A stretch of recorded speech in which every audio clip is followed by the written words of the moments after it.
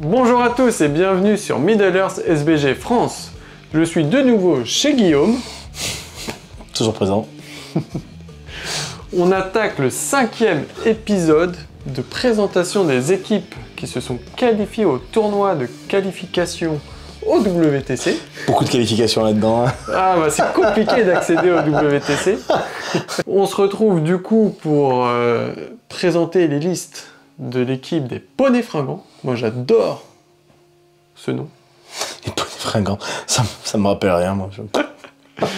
C'est une équipe du coup qui va être menée par Decalogus, qui sera accompagné de son frère Manadar et de ses amis Coco Painting Stuff. Donc si vous voulez des petits devis de peinture sur vos figurines, n'hésitez pas à contacter Corentin en description de cette vidéo-là. Et le dernier arrivé, le petit Daikyu. On attaque tout de suite la première armée. Donc c'est une alliance jaune entre le Rohan, le Minas Tirith et les Monts Brumeux. Une armée de 28 figurines par contre. 28 figurines, je n'ai jamais vu encore dans tout ce tournoi, mais liste ultra intéressante pour moi, j'adore. Donc on arrive, on va garder le meilleur pour la fin, donc on arrive d'abord avec Gwaihir, hein, donc pour les Monts Brumeux. Alors maintenant nous avons le Rohan avec Théodred à cheval et Alette. Ensuite nous terminons du coup cette armée avec Hurin, des guerriers de Minas Tirith avec un garde de la cour de la fontaine, et Aragorn. Le papa Aragorn. Le papa Aragorn et les Sars montés sur son cheval caparaçonné, des guerriers de Minas Tirith, des guerriers de la fontaine et des gardes de la citadelle. Une armée du coup très offensive quoi. On va parler très rapidement de la phalange parce que bon, c'est pas ce qui va faire le sel de cette armée. Donc une grosse phalange défense 6, voire 7, parce qu'il y a le mur de bouclier des guerriers de Minas Tirith.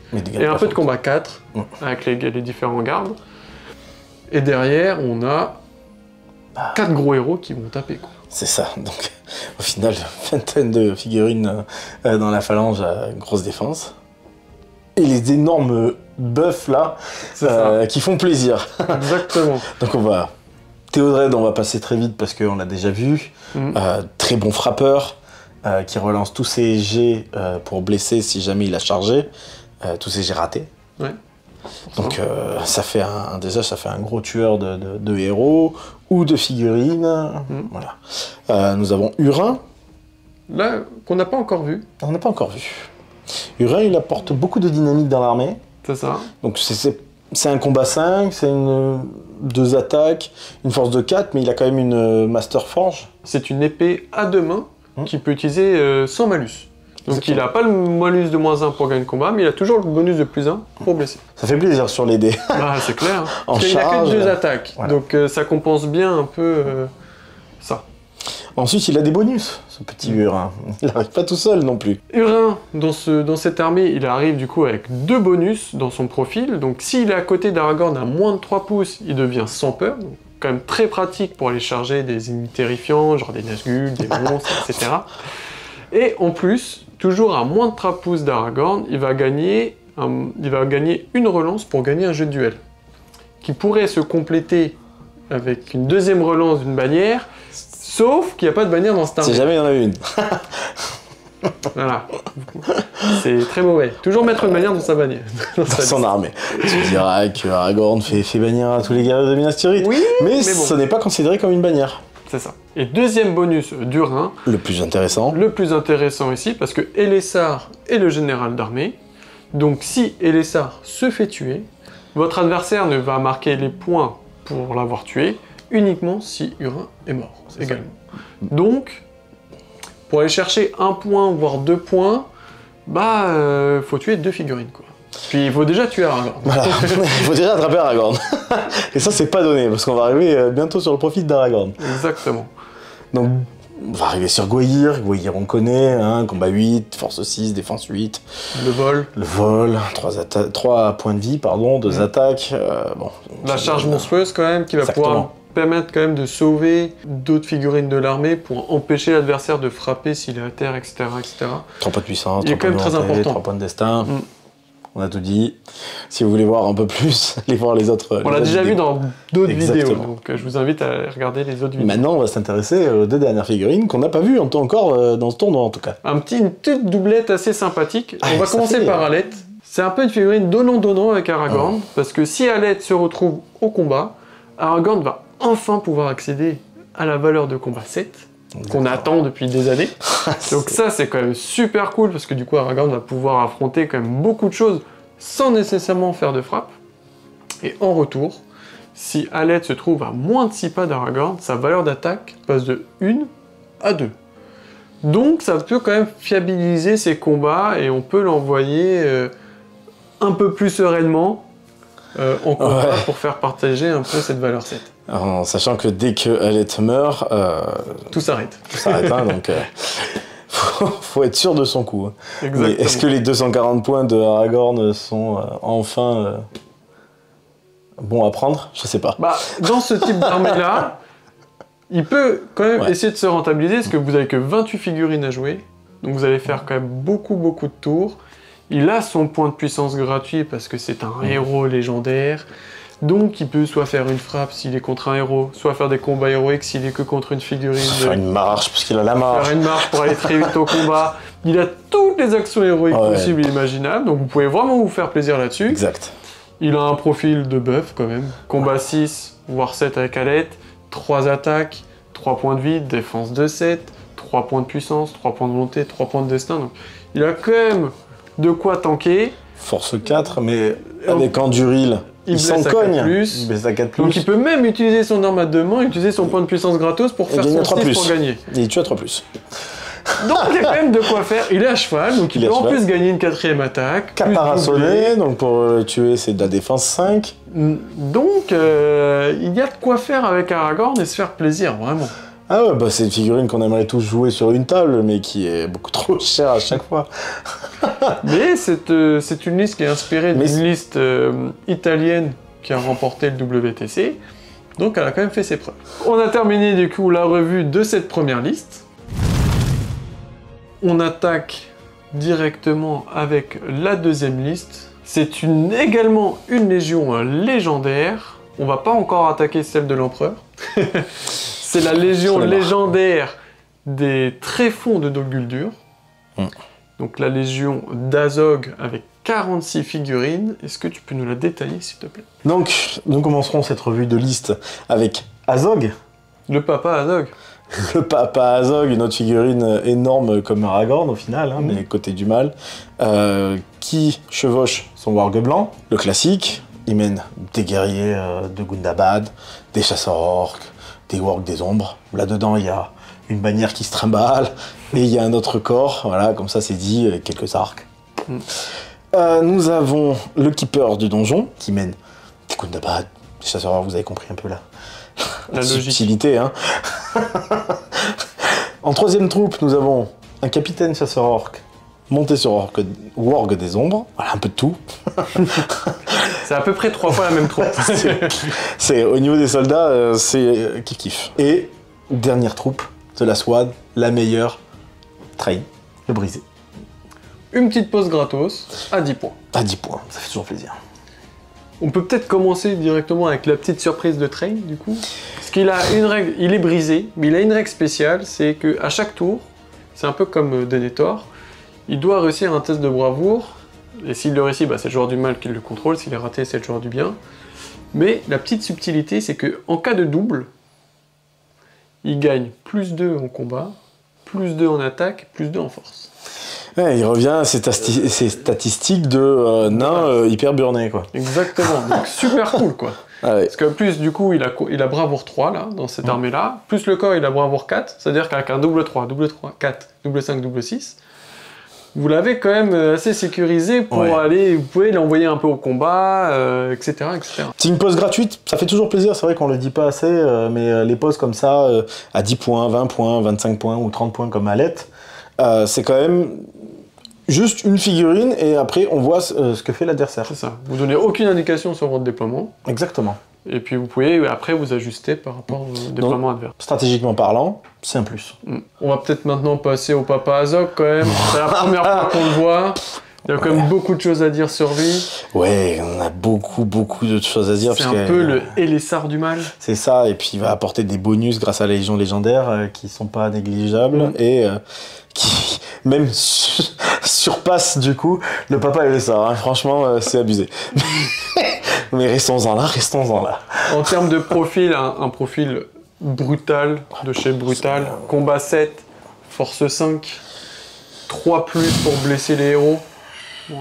Pour compenser un peu sa faible force 5. Ouais, si ça suffit. 3 attaques, 3 points de vie, etc., 3 points de puissance, 3 points de volonté, mais qu'un seul point de destin. Exactement. Attention quand même aux flèches perdues, parce qu'il a que défense 5.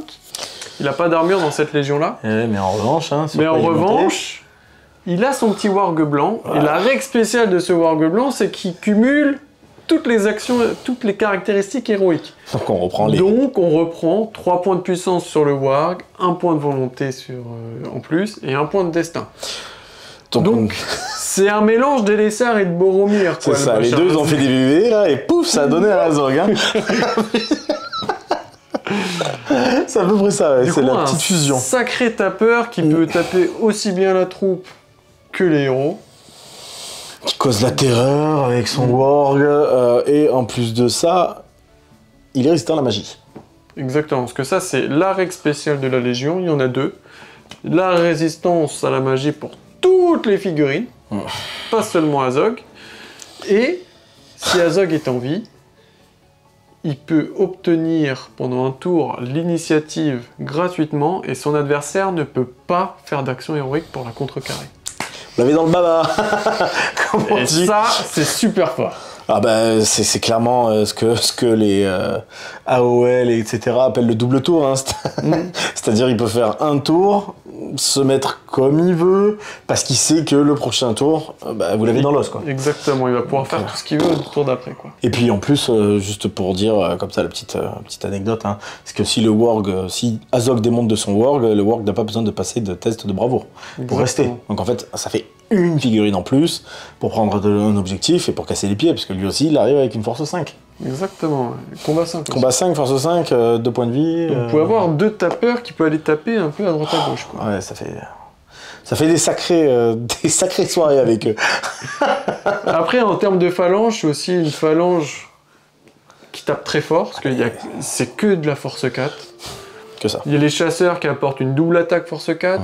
Les Gundabad sacrifient un peu le côté offensif pour un côté défensif pour avoir défense 6. Exact. Ils apportent les lances.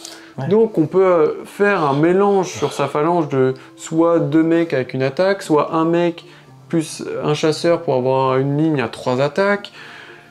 On peut vraiment s'adapter comme on veut à son adversaire et aller grignoter un peu sur les côtés et le démoraliser comme ça. Quoi. Le point faible, c'est que ça n'a qu'une combat de 3. Exactement. Donc dès qu'on va affronter un peu d'élite, ça peut partir vite. Si on combat des nains, on va perdre les combats un peu Il facilement. y a quand même 12 chasseurs à défense 4. Donc dès que les héros adverses peuvent se faire plaisir dessus, les tirs vont blesser sur du 5+. Au combat, ils peuvent se faire blesser sur du 5, voire du 4+, s'il y a de la force 4 en face. Ça peut être dangereux. C'est ça. Il nous reste du coup à peu près les 2 héros qui restent à présenter.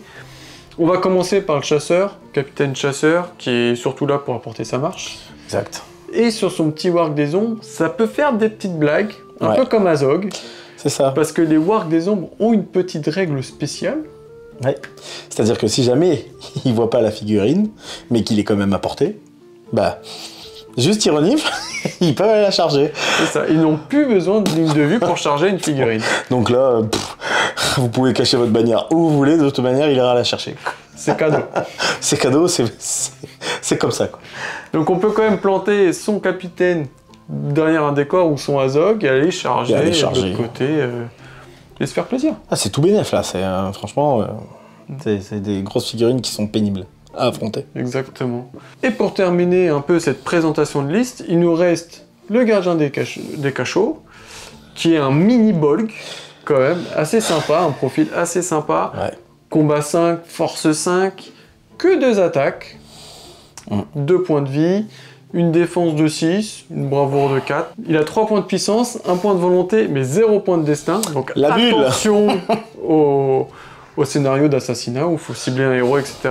Il peut juste se faire shooter, ouais. Exactement, entre Train, le capitaine et le gardien des cachots, là, il y a quand même 3 héros auxquels il faut faire attention. Ils frappent fort, mais ils sont pas solides, quoi. Exactement. Et en plus de ça, il a quand même une pioche à 2 mains qu'il peut utiliser sans malus, parce qu'il est costaud. Exactement, il a des gros bibis. Donc il peut quand même, il a un sacré potentiel offensif. Ouais. Quand même, important, assez important. Et puis il arrive avec d'autres règles. 2 règles spéciales. Exact. Une règle un peu comme box, c'est pour ça que je vous dis que c'est un mini-bolg. S'il tue une figurine, il peut relancer tous les 1 pour blesser. Oui. Toujours assez cool. S'il en tue 2 ou 3, il cause la terreur. Et à partir de 5, il relance tous ses jets pour blesser. Donc, une fois que s'il n'y a pas de magie en face, pas de tir, et que vous êtes bien dans votre partie, il peut quand même aller mouliner la troupe adverse assez facilement. Et la deuxième règle spéciale, elle est très spécifique, c'est que s'il y a des porteurs d'anneaux elfiques, Dixit, Galadriel par exemple, on n'en a pas encore trop vu, et ben il va avoir plus 1 pour blesser. Donc contre Galadriel par exemple, il va quand même pouvoir la blesser sur du 1+. Donc une liste, pour un peu conclure ça, très offensive, avec les héros, la force 4, la défense 6, les doubles attaques, qui peut causer énormément de dégâts au combat. Ah ouais, c'est même plus offensif, je dirais, là c'est agressif, quoi. C'est, on vient agresser la première ligne, on vient raser tout ce qu'il y a, le Azog, il est intenable, enfin on l'a déjà vu en partie, c'est un monstre, quoi. Après, il y a quand même des faiblesses au tir, parce qu'il y a beaucoup de défense 4, Azog n'a que défense 5. On vient de terminer du coup la liste numéro 2. On va maintenant passer à la 3e liste, qui est une liste pure d'Angmar, avec 36 figurines. Est-ce que tu peux nous la présenter, s'il te plaît? Le général d'armée sera le roi sorcier, donc avec son couronne, son ombrellé, classique. 3, 15, 3. Coup d'orque avec des pioches. Un spectre quand même, un warg et la bannière. Ensuite, on arrive tout de suite avec du velu, Gulavar. Une ombre avec des orques. Et pour finir, le capitaine monté sur son warg, avec des orques, son petit spectre. Voilà. Une armée du coup qui a le bonus d'armée. Du coup, tous les orques vont pouvoir causer la terreur, parce qu'il y a toujours un héros esprit qui va se balader à moins de 3 pouces de la règle. Une armée qui va devoir quand même jouer autour de l'ombre, comme on l'a vu un peu avec la liste de Lasborn, encore une fois. L'ombre qui va venir englober les 36 orques, parce que du coup, tout le monde va pouvoir tenir autour d'elle, parce que c'est une armée très peu nombreuse. Pour rappel de la règle de l'ombre, pour 1 point de volonté consommé avant les combats, toutes les figurines qui n'ont pas le mot-clé Angmar ont -1 sur leur jet de duel.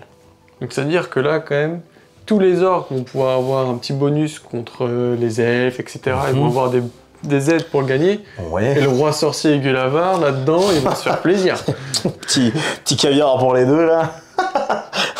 Mais comme tu as dit, ça contraint de jouer en bulle. C'est ça. Donc sur les scénarios où il faut s'éclater, comme les contrôles d'objectifs, le contrôle des cartes de table, sur les traversées, même sur les maelstrom. Si les armées, si les troupes arrivent éparpillées, ça va être compliqué de faire peser partout, quoi. On a quand même tous les orques avec une pioche, donc potentiellement la force 4. En plus de ça, ils vont gagner les combats plus facilement. Donc ça peut être létal très très vite, en fait. C'est ça. Malgré le peu de nombre qu'il y a pour une armée full orc, donc c'est-à-dire pratiquement full défense 5, on est quand même plutôt bien. Et puis après, on a quand même les 2 spectres aussi, en termes de tactique, qui vont venir appuyer la magie du roi sorcier. Donc, pour rappel, les spectres peuvent faire tester une figurine ennemie. Si elle rate son test de bravoure, ils peuvent la bouger du mouvement complet. Donc pour le roi sorcier sur ombrellé, pour Gulavar qui a la règle vol, ils vont pouvoir se faire plaisir pour faire des combats héroïques, des projetés, des machins, enlever des figurines des objectifs. C'est ultra cadeau, quoi. Enfin, ils ont une énorme galette, les deux, pour le malus de -1 de bravoure. C'est ça. Parce que les deux ont émissaire du mal à 12 pas. Exactement. Donc le roi sorcier, on l'a déjà vu et revu sur les différentes listes. Maintes fois. Mais est-ce qu'on peut faire un petit focus sur Gulavar? Parce que c'est la première fois qu'on le voit. Donc est-ce que tu peux nous rappeler un peu le profil de Gulavar? Je vais vous expliquer ce que c'est que ce cochon. Donc tout à l'heure, on a expliqué Azog. Là, on en a un, mais c'est un Azog, mais version volant. Non, on va le faire vraiment. Un combat 7, du coup. Une force de 8. Défense de 5, mais 4 attaques, 4 points de vie, et 4 points de bravoure. 3 points de puissance, 3 points de volonté, 0 points de destin. Mais pourquoi il y a 0 point de destin? Bah pourquoi? Parce que dès qu'il tue quelqu'un, ce petit cochon, eh bien, il récupère 1 point de vie. Donc ça, c'est quand même super pratique. Exactement. Surtout pour lui. Et oui, parce que le malus qu'il a, d'autant plus, c'est que dès qu'il perd 1 point de vie, il perd aussi une attaque et 1 point de bravoure. Exactement. Donc là, si on arrive à le tuer comme par hasard au tir, à le blesser au tir Ça fait plaisir, hein. à cause d'une fac, et bah, il peut arriver au combat avec quelques attaques en moins, et s'il n'a pas de chance sur ses dés, bah, il n'arrive pas à regagner ses points de vie. Je vous assure, se rebooster, quoi. Je vous assure, ça s'est déjà vu. Non mais par contre, c'est un vrai tank. Parce qu'il a quand même force 8, donc pour les déchiquetages, généralement, bah, c'est sur du 3+. Bah, surtout qu'en charge, il gagne la règle charge monstrueuse. Voilà. Donc c'est-à-dire quand il va charger, il va avoir 5 attaques. S'il gagne le combat, ça va être doublé, donc il aura 10 attaques pour blesser à force 8. Donc ça. Il va blesser tout sur du 3+. C'est ça, et puis c'est un des plus gros projetés du jeu. De toute manière, avec une force de 8, il envoie... il satellise la figurine sans sourciller, quoi. Après, il a la petite faiblesse, enfin, on lui accorde une petite faiblesse de ne pas avoir la frappe, mais en contrepartie... Mais en contrepartie, il y a quand même la paralysie du roi sorcier qui va empêcher l'autre de faire la frappe, exact. Et en plus, il y a l'ombre qui va lui mettre un -1 à l'adversaire pour gagner le combat. Plus la défense si jamais il est vraiment en PLS. C'est ça. Donc, défense, hein, pour rappel, c'est-à-dire qu'il n'y aura que les 6 naturels pour tuer. Exactement. Ça fiabilise quand même pas mal le fait qu'il puisse survivre. Il doit quand même se méfier des rois avec les frappes, parce que bah, là, il y a le choix qui a été fait de ne pas mettre d'être des Galgal.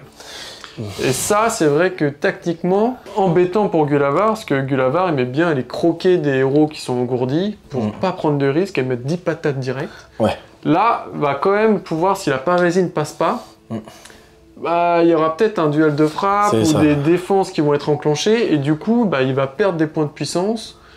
Et c'est peut-être ces petits points de puissance qui vont pas assurer son 6 pour gagner le combat derrière, et ainsi de suite, quoi. Après, il peut quand même vite s'échapper. Ouais, mais il va falloir être quand même beaucoup plus prudent avec Gulavar. Il fallait être prudent, ouais. Parce que, bah, comme on dit, la défense 5, s'il a un socle de 60, on peut quand même facilement mettre 5, 6, 7 figurines autour, plus les soutiens. On peut quand même le sauter rapidement. Il n'est pas infaillible. Voilà. Et ensuite, est-ce qu'on termine par le capitaine? Oui, il faut parler du capitaine. Terminons avec le capitaine. Le petit capitaine qui est là pour apporter la marche, comme d'habitude. Voilà. Et puis avec l'ombre, pour avoir testé un peu le combo du capitaine avec l'ombre, il fait mal. Il peut quand même aller tuer des figurines, des guerriers, hein, parce qu'il faut pas non plus être trop gourmand avec. Ouais, mais il peut aller faire quand même ses petits morts, parce que bah, avec la pioche, il passe à force 5. Il a l'attaque de la charge de cavalerie. Il peut renverser. Bah, du coup, avec l'ombre, il peut faire vraiment un gros trou. Ouais. Il peut faire des petits trous. Une liste d'Angmar très particulière, parce qu'on s'attendait à une liste d'Angmar, généralement, ça aussi entre 40 et 45 figues avec les deux volants. Donc là, on se retrouve avec un Angmar à 36 figues, avec une bravoure dégueulasse, et quand même qui est très sensible au tir. Donc s'il y a de la terreur et du tir en face, il est pas bien quand même. Ah non, il est pas très bien, ouais. C'est un pari, hein, c'est un pari de ne pas avoir mis les Galgal, d'avoir préféré l'ombre au Galgal. Bah, ça permet aussi d'avoir qu'une seule pose hasardeuse avec l'ombre, plutôt que 2 avec les aides des Galgal. Exactement. Voilà pour cette liste.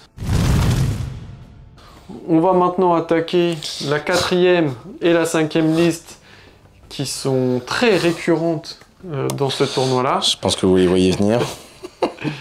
On arrive du coup sur la 4e liste, une liste de Goblinville alliés aux puissances sombres de Dol Guldur. Franchement, si vous voulez aller la voir, allez voir les autres vidéos. Ouais. On va vous la présenter très rapidement, mais après, je vous invite à aller regarder les 3 premières vidéos, parce qu'il y a 3 Goblinville, il y a toutes les infos dessus. Ping-pong, une troupe par une troupe.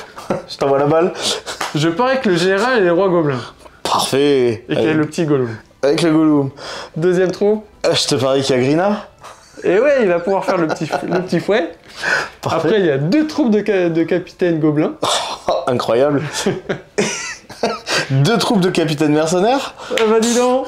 Tadam. Surprise. Et le petit gâteau. Pour terminer, le petit Lingering Shadow, l'ombre persistante avec ses petits wargs pour avoir... et la bannière. Et la bannière. Pour avoir tout ce qu'il faut. 80 figues, hein, on va noyer étaler tout ce qu'on peut sur la table, c'est ça, on va noyer, c'est même pas l'adversaire qu'on va noyer, c'est carrément la table, les décors, il y a tout, franchement on va plus voir des trucs roses dégueulasses là qui se trimballent sur une table, c'est un enfer ces armées, je peux pas blairer cette liste, parce que les figues sont dégueulasses, c'est dit, c'est fait, j'en ai marre de jouer ces trucs, j'en ai marre de jouer cette armée, elle est dégueulasse, je comprends même pas pourquoi c'est dans le film, c'est une ignominie ce truc, mais elle existe, elle est là, on la joue, 80 filles, voilà, vous avez compris, vous allez regarder et puis... Donc, si vous voulez avoir plus d'infos sur le roi gobelin, les tricks avec Gollum et Greener, je vous invite à aller voir les 3 premières vidéos, il y a tout ce qu'il faut dedans. On arrive du coup sur la dernière et la 5e liste de ce roster, et sans surprise, une légion de l'empereur, mais avec 48 figues, une 5e version différente. Est-ce que tu peux nous la présenter rapidement, s'il te plaît? Très très rapidement, on va attraper avec le général, l'empereur, hein, qui va mener des guerriers dragons noirs, en veux-tu en voilà, le tambour, voilà, hop, ça c'est fait. Nous avons ensuite Borgir, des guerriers. Avec une satroupe. Voilà, acolyte ou pas acolyte, classique. Et le dernier, c'est Rutabi, avec guerriers et aussi des acolytes. Donc ici, le choix, il a été fait de maxer en fait toutes les troupes des 3 héros nommés. Ouais. Comme ça, on arrive à 48 figurines. Et du coup, on perd le capitaine avec sa marche, oui. Bon, qui est compensé par le tambour. Par le tambour, hein. Mais on perd l'option de faire 12 pouces en un tour. Oui. Ce qui peut être quand même assez pratique dans certains cas. Et on perd aussi, on va dire, l'impact du chevalier dragon dans la phalange. Oui, mais on compense tout ça par un Borgir assez énervé, voilà, avec une magie assez dure. Assez impactante. Ouais. Parce que, pour rappel, on l'a déjà vu sur une liste précédente, mais il a, on va dire, 2 sorts qui va booster un héros, avec l'âme enchantée pour relancer les jets pour blesser, ou la colère des lames pour porter ses coups à force 6 ou force 10 et c'est canalisé. On a la frénésie s'il y a de la terreur en face, donc pour réussir les tests de bravoure plus facilement. Et le dernier, la petite secousse sismique, qui va pouvoir mettre à terre une ligne de figurines. Exactement. Et en leur infligeant un dégât 6. Voilà, et à noter qu'en plus de ça, si on tombe sur un 6 naturel en faisant un sort, on récupère quand même le point de volonté. Exactement. Du coup, là, la Légion va tourner autour de ces 3 héros, et avec 48 figues, comme pareil, donc un nombre quand même assez correct, assez haut, qui va pouvoir venir bloquer, comme d'habitude, avec le combat 5, la défense 6, les 3 rangs, et les héros qui vont taper, quoi. Exactement, donc pour les objectifs, c'est vraiment pas mal, parce que il peut aller loin, avec beaucoup de figues, et puis en fait, sa phalange, elle va pas vraiment en pâtir, parce que au final, il est tellement nombreux que même s'il y a, j'en sais rien, moi, 10 figues qui partent pour récupérer les objectifs, il y en a quand même encore 38 qui vont taper à combat 5. Donc c'est plutôt cool. C'est ça, et combat 6 pour les 2 gros héros frappeurs. Donc bon, on est bien. Une bonne liste, comme d'habitude. Ouais. Quelle que soit la version, j'ai l'impression qu'elle répond à beaucoup de choses. Dis donc, peut-être pour ça que vous la prenez tous, hein. Peut-être que la dernière équipe ne l'aura pas. Ah, suspense, hein. Suspense. On vient donc de finir la revue des 5 listes, des listes plutôt fringantes, qui en veulent un peu, qui ont du panache. Comment tu vois un peu ce roster, comment il va fonctionner ensemble, tout ça? Bon, alors je vais mettre de côté les joueurs, pour l'instant. Donc, on va en prenant juste les listes comme ça, en regardant sur papier. C'est quand même des listes très fortes, qui ont déjà fait leurs preuves longtemps dans les tournois. Donc Azog, c'est un enfer. Orgmar, même si c'est pas très nombreux, on connaît tous les tricks. C'est aussi un enfer, les Goblinville, c'est... voilà, Enfin bref, il n'y a pas beaucoup d'armées à protéger, en gros. La seule armée qui sera peut-être à protéger, c'est celle d'Aragorn avec Goya. Langmar. Et Langmar. Quand même. Oui, il faudra protéger Langmar des tirs. Quand même. Mais je veux dire par là que... ils peuvent pas affronter la terreur, ils peuvent pas prendre de tirs. S'il y a de la magie en face, l'ombre elle est pas bien. Si on veut vraiment regarder au niveau vraiment sur le papier, là où il y a le moins de figurines, c'est 28 figurines, c'est Aragorn 28 figurines, c'est compliqué, 28. Ah ouais. Alors, pour avoir déjà joué à 30 figues dans des tournois, ou à 32, vraiment, on sue, c'est compliqué, faut pas faire d'erreur, faut être très concentré tout le temps, en fait. Donc 28 figurines, 2 figurines en moins, on va se dire, mais c'est toujours 2 figurines en moins, quoi. Donc là, ça va être, si c'est pas la fake list, ça sera peut-être pas la fake list, qui sait. Ah, on sait pas. Là, franchement, il y a quand même débat sur beaucoup de listes. Exactement. Hein. Mais du coup, il va falloir qu'il y ait une concentration constante, en tout cas, et qu'il soit... constant, j'allais dire, putain. Qu'il ait une concentration... qu'il ait une bonne concentration, et qu'il soit constant pendant ces 2 jours. Pour pas faire d'erreur. Une erreur, il perd Aragorn. Et déjà, c'est 240 points qui partent de la table...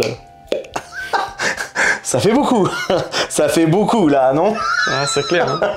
Ça fait mal, en tout cas. C'est pour ça que je dis que celle-là, elle est vraiment à protéger, parce que 240 points qui partent d'un coup, même 150 points qui partent, en étant que 28, c'est compliqué à rattraper. Bah, parce que là, en plus, tu perds une des sources de dommages. C'est ça. En Gmar, c'est pareil, c'est à protéger, mais on va se dire que l'ombre, au niveau du corps à corps, on est toujours gagnant, quoi qu'il arrive, parce que même si en face il y a la terreur, au final, ça va rester vraiment juste... Ça va se regarder. Ça va se regarder dans le blanc des yeux, sauf qu'on a un Gulavar qui est assez énervé et un roi sorcier qui peut potentiellement te faire charger tes orques, quoi. Donc... Ah, il y a des choses à faire. C'est peut-être un petit peu plus fiable dans ce sens-là. Après, pareil, hein, faut pas perdre les 2 figurines à 200 points, sinon... Sinon, il n'y a plus de liste. Sinon, on compte sur le capitaine Orc pour faire les morts, quoi. C'est dur. Ça risque d'être compliqué. Non, c'est vrai que ces 2 listes-là sont les plus à protéger. Après, voilà, c'est quand même des listes qui n'ont pas beaucoup de défense, en règle générale. Ouais. Parce qu'Angmar, pas beaucoup de défense. Azog, pas beaucoup de défense avec les chasseurs. Beaucoup de chasseurs orques. Il y a quand même beaucoup de... Il y a aussi pas mal de rangers du côté de Minas Tirith. Exact. Goblinville, c'est de la défense 3. Voilà, ça saute vite. 80 figues, ça va, mais... Ouais, mais ça peut aller vite. Ça peut aller vite. Mais du coup, un roster assez équilibré pour toi. Pour moi, c'est assez équilibré. Avec beaucoup de solutions par rapport aux autres équipes. Et maintenant, en connaissant les loustiques qui sont derrière, les roublards qui sont derrière, on sait que c'est du velu, on sait que... comme on dit depuis le début, c'est des vétérans, c'est une des équipes vétérans du jeu. C'est là depuis longtemps. C'est même l'équipe favorite de ce tournoi. Voilà. Et exactement, c'est l'équipe favorite. Ils connaissent pas mal leurs figurines, ils connaissent bien leur liste, ils sont très rodés, ils sont très rodés avec le Angmar, ils sont très rodés avec le Goblinville, ils sont même bien rodés avec la liste d'Aragorn, tout ça, donc vraiment, en fait on peut pas savoir la liste qui va pas être choisie, parce qu'au final, ces 4 personnes-là, plutôt 3 personnes en particulier, vont pouvoir jouer toutes les listes qui sont là. Sur les appareillements des poneys fringants, donc la première journée, il commence direct avec France 1, donc un gros affrontement entre joueurs habitués au WTC quand même, donc ça promet une belle première partie. Derrière, ils enchaînent avec Sur un malentendu, puis The Last Born. Et la deuxième journée devient un peu plus corsée avec les champions de Vassal, les suzerains en partie 4. Et la finale contre les bandes en brosse. Termine en beauté, là. J'ai hâte de voir l'affrontement des historiques. Des histoires là qui vont s'affronter. Ça fait 15 ans qu'on les croise entre moi, nous, là. On s'adore, quoi. Ouais, c'est ça. Non, c'est un appareillement qui est assez compliqué pour la deuxième journée. Première journée, ça commence fort. Et il va falloir que la deuxième journée, il reste concentré. Jusqu'au bout. Exactement.